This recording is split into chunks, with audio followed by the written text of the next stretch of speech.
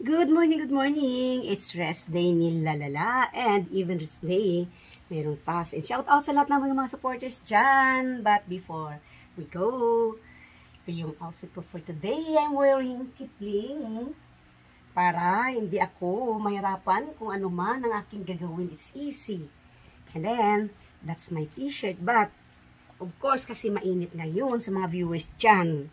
Especially exposed tayo sa init. Yan tayong jacket na may hood para makover yung face natin sa init. Lalala yan. But later ko pa ito i-wear ha. Yan. So, meron akong kailangan, meron tayong sunglass kung mag-out tayo. Kasi para hindi tayo mag-wrinkles. Kasi yung init, yan ang cause ng wrinkles. So, meron akong sunglass. And then, of course, still hat. Yan. Yan. So, that's it. Hopefully, matapos yung task naman for today. Renewal ng sasakyan. And then, tomorrow, back to work na naman.